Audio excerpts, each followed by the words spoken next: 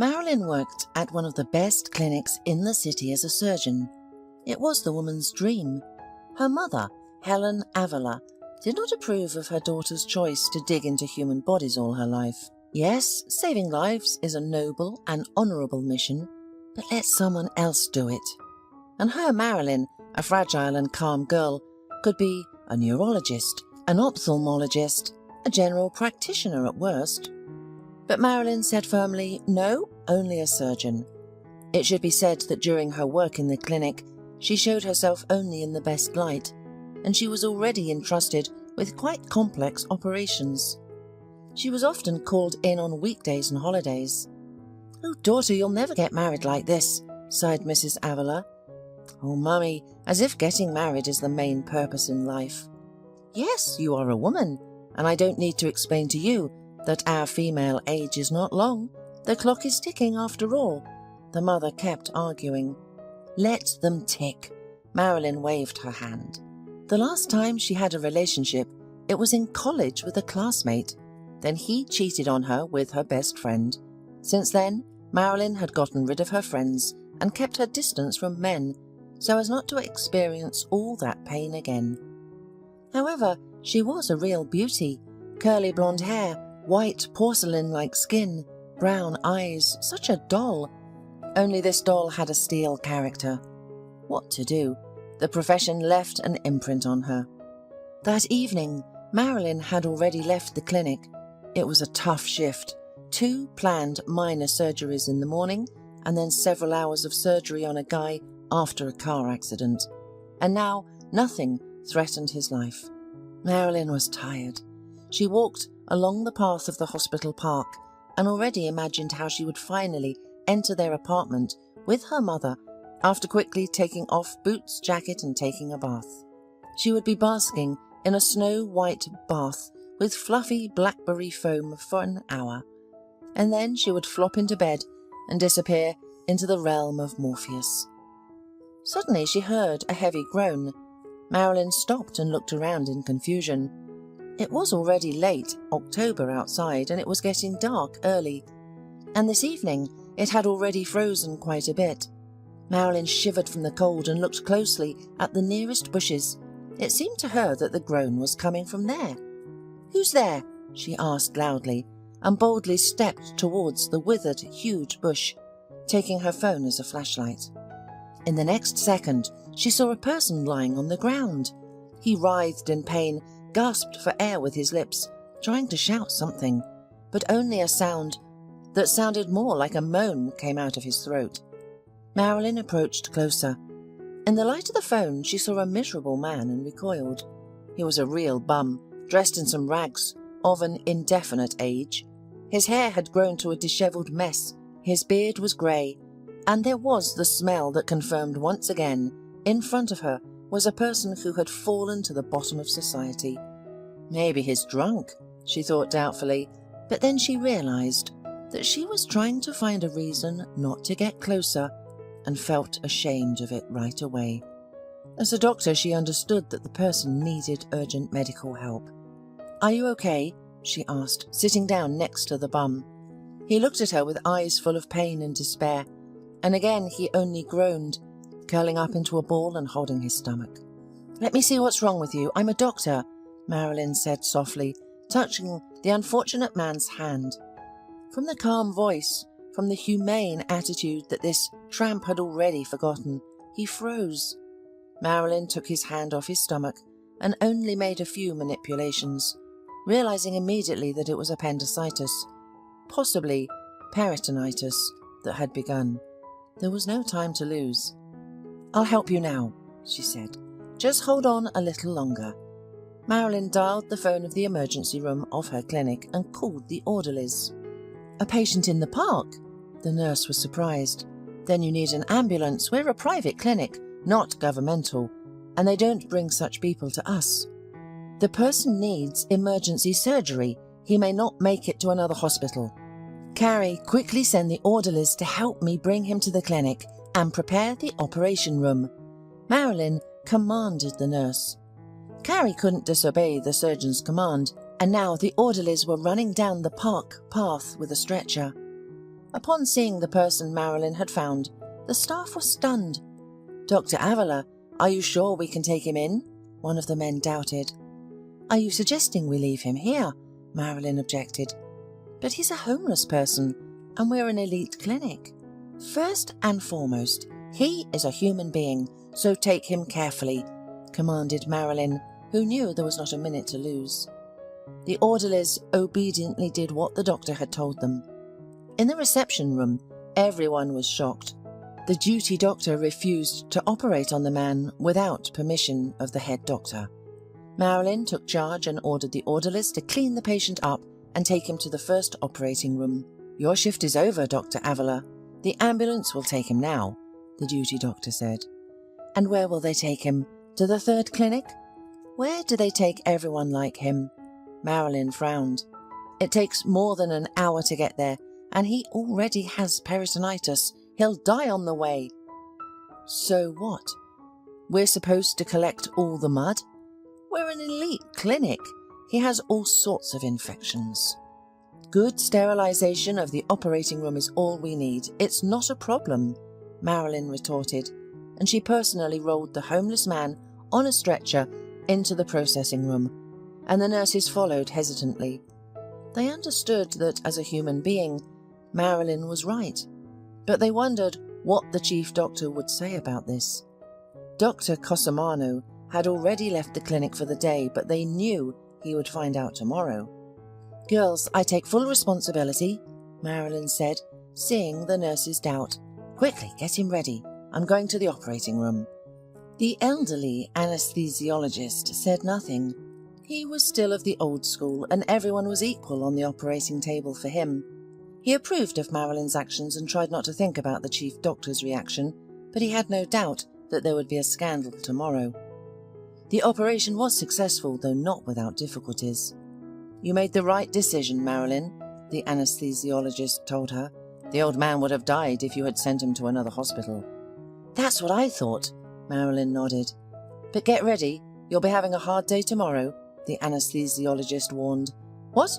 Is our Dr. Cosimano not a human being?" Marilyn shrugged. "He's a businessman first. Who's going to pay for this homeless man? He doesn't even have any documents," the anesthesiologist reminded her.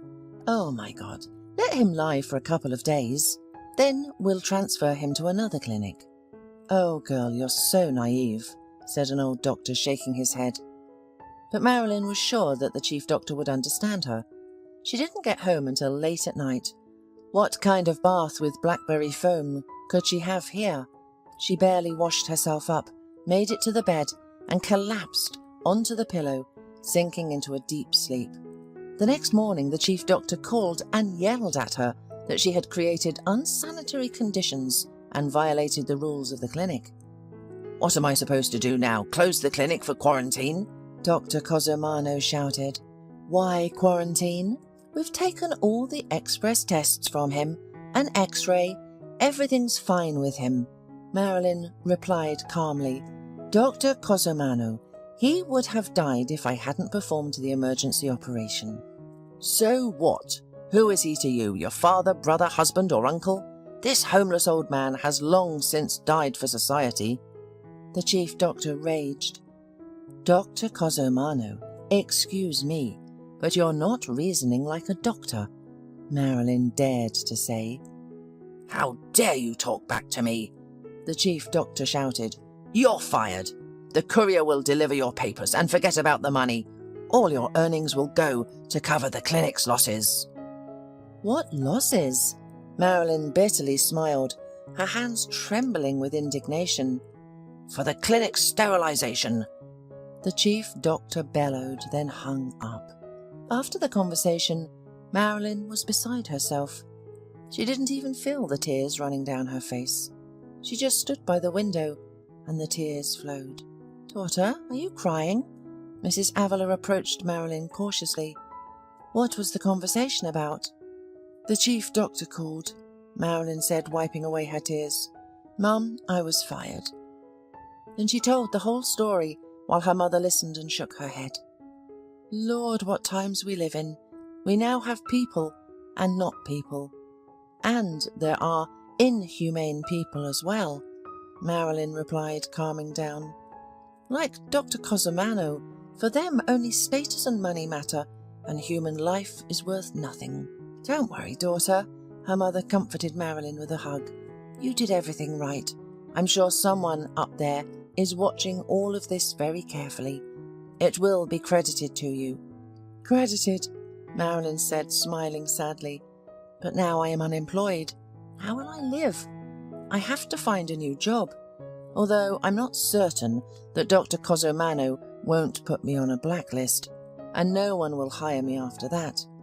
Well, damn them, Mrs. Avila waved her hand. You can become a pharmaceutical representative. They earn pretty well.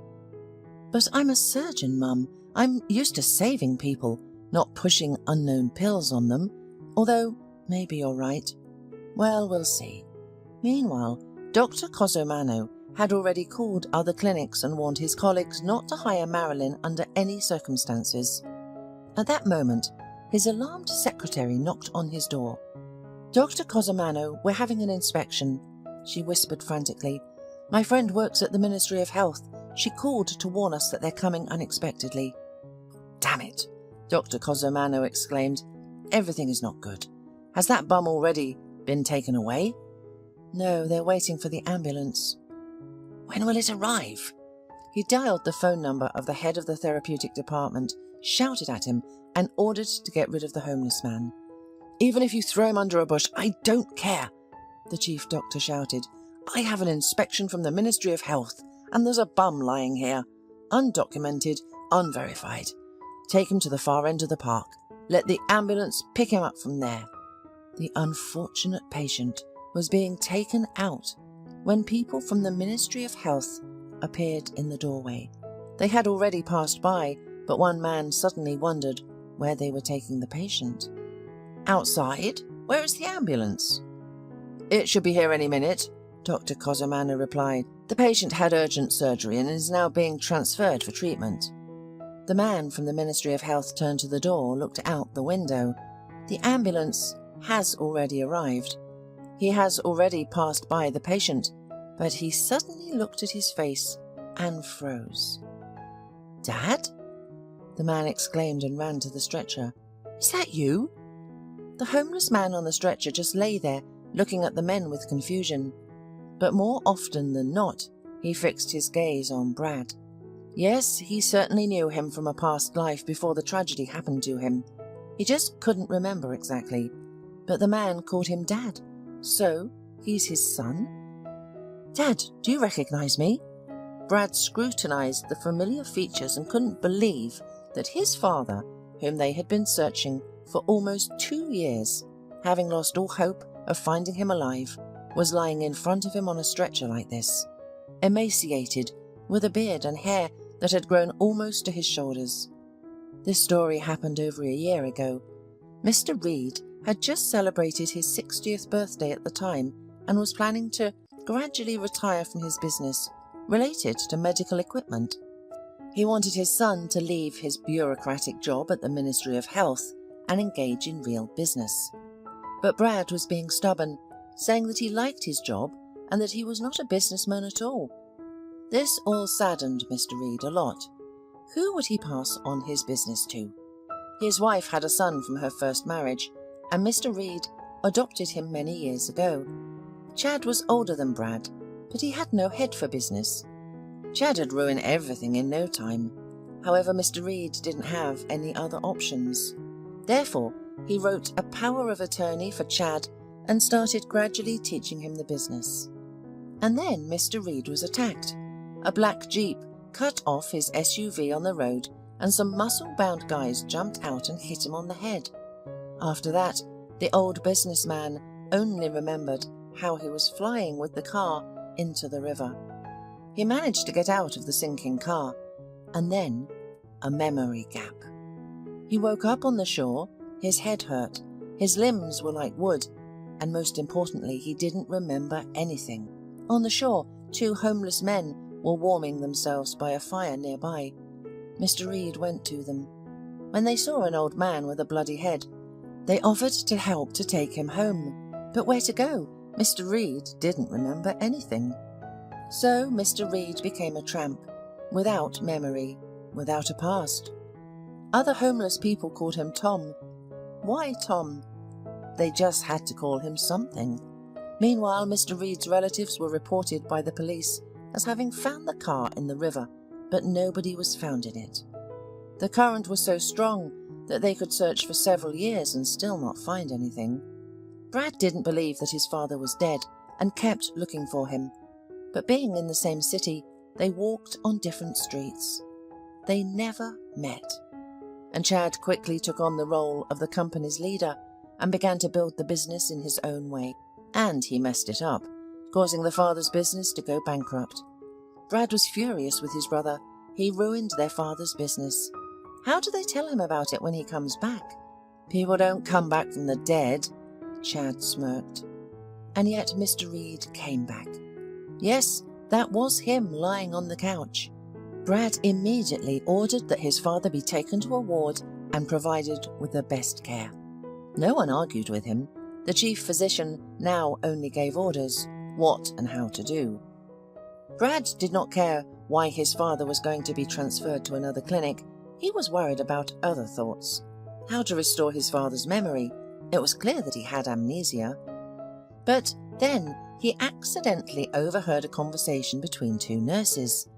He was standing in the sanitation room, and the girls were chatting in the corridor. "Just imagine," said one of them, "our chief is currently scrambling to please the old man, but he fired Dr. Avila. For what? She saved this homeless man's life. Don't even talk about it. Poor doctor. Such a capable doctor. Her hands are golden," added the second nurse. "Injustice was, is, and will be. So maybe we should tell the man from the Ministry of Health about who saved his father and who suffered because of it. Oh no, we'll end up being the scapegoat." At this moment, Brad appeared from behind the door. "Excuse me, but I heard everything," he said directly. "Let's talk about what really happened there." The nurses blushed and started denying it, but Brad had his own methods of influence. He could also fire anyone, and it worked. The girls told him who found Brad's father, how Marilyn went to surgery without listening to anyone, how the chief yelled on the phone when he laid her off, and how he wanted to push the patient out just after the operation, anywhere, even on the street, just so the inspectors from the Ministry of Health wouldn't find a person without documents in the clinic. After hearing all of this, Brad headed to the chief doctor's office. Dr. Cosomano was in a great mood. The inspection never took place, and he could finally breathe a sigh of relief. And the fact that the homeless person turned out to be the inspector's father was even better for him. Dr. Cosomano had already come up with his own version of how they saved the old man in the clinic. Yes, they wanted to transfer him, but everything was according to the rules. "Don't worry," Dr. Cosomano smiled when he saw Brad at the door of his office and said, "Your father will receive the best care." "I have no doubt," answered Brad. Then he sat across from the chief doctor and looked him in the eye, saying, "Now, of course he'll receive the best care, because you know who his son is. But before that, you wanted to throw him out like a dog." "What are you talking about? You're mistaken," stammered Dr. Cosomano, blushing. "And you fired the surgeon, the woman who saved my father." "She left on her own." "You're lying. I know everything. So, here's what you're going to do now. You're going to personally go to her and bring her here." "Understood," nodded the chief doctor. "I'll be quick." And he literally ran out of the office, leaving Brad alone. When Marilyn saw the chief doctor on the doorstep of her apartment, she was bewildered. Did he personally bring her documents? "Marilyn, forget everything I said to you. I was wrong. Forgive me," he said quickly, nervously fiddling with his button. "Let's go to the clinic. There you will meet the son of this old man on whom you operated." "Marilyn, you're wonderful. It turns out to be the father of the boss from the Ministry of Health." Marilyn was surprised. What was he doing on the street? "Oh, there's a dark story there. The police will deal with it now." Marilyn hesitated, but then she thought, "I love my job. Okay, I'll put my pride aside. So she went to the clinic with the chief doctor. Brad, seeing the young surgeon, was surprised. She's just a girl. Well done. She wasn't afraid to go against established rules. She's brave. Thank you for rescuing my father. From now on, work calmly. No one will fire you again, he said. Dr. Cosomano realized his mistake and nodded his head like a bobblehead. Marilyn struggled to hold back her laughter, finding him pathetic. Several months passed and Mr. Reed was released from the hospital. Marilyn continued working at the clinic, and the incident was soon forgotten. Then a rumour spread through the city claiming that Chad, Mr. Reed's adopted son, was guilty of attempting to murder the elderly businessman. He had ordered the hit to accelerate the process of inheriting the business. Chad was currently under investigation, and Mr. Reed's memory was slowly returning. Although he was no longer involved in the business, he had a caring son to support him in his old age. Chad was given a suspended sentence, thanks to Brad, who hired a good lawyer at Mr. Reed's request. After the trial, Chad left the city and cut off communication with his family. The chief doctor at the clinic was amazed when he learned these details. And how does the earth carry such horrible people? The chief doctor marvelled when he learned these details. How can a man do such a thing? His subordinates listened to him and only nodded, then smiled. Who would speak about honour and morality? Later, an inspection at the clinic revealed that the chief doctor had been illegally appropriating state funds for personal gain. He was tried, given a suspended sentence, and banned from practicing medicine. Marilyn kept working as a surgeon, but now, after a day at work, she is rushing not home to her mother, but on a date. She started dating Brad, and they are getting married soon. Although he is older than Marilyn, the age difference is not noticeable because love knows no boundaries.